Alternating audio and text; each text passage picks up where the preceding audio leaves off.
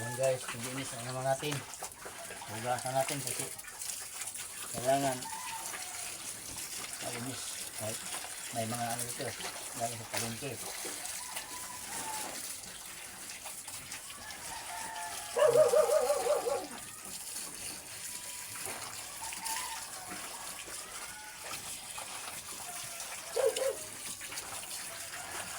Diba?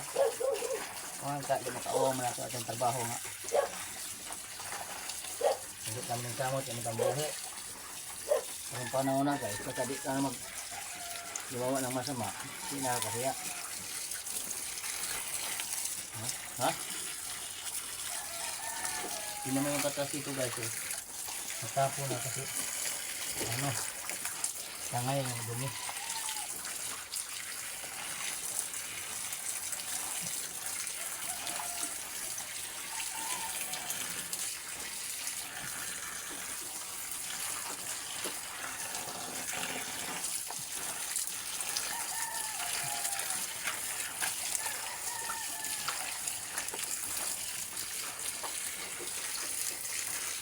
Guma oh.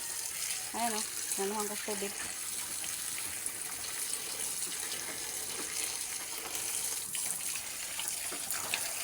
Yan guys.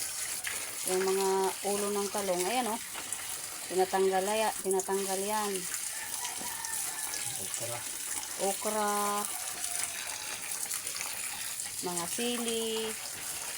Kasi yung may mga sira na sili, tinatapon na nila yan. Siyempre, di na mag-ibinta yan. Yan yung mga nakukuha namin sa sa palengke. Pinipick up lang namin yan doon sa nagtitinda ng mga gulay. Basan yan guys. Pinipilian talaga yan. Malinis na ito guys. So, kita nyo naman. So, yan. Ayun, ulo pa ng talong oh. Ayan. ano ko rin?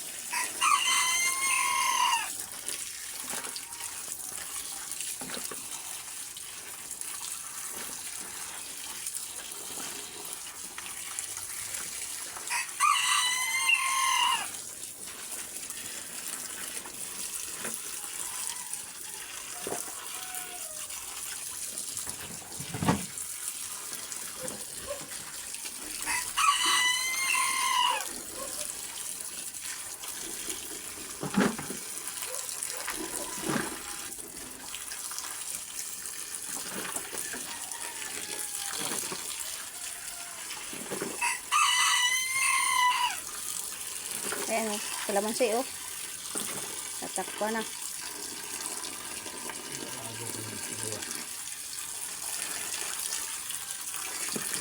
Ayan pa oh.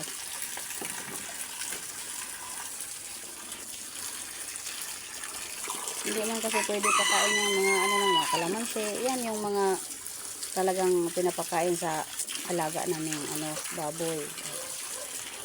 Hahaluan yan siya ng kanin na nakukuha rin namin sa kinakainan, mga tira-tira, tapos nililinis namin yan ng maigi yung kanin. Puro kanin lang halo namin dyan guys. Lutuin yan ng mga 2 oras.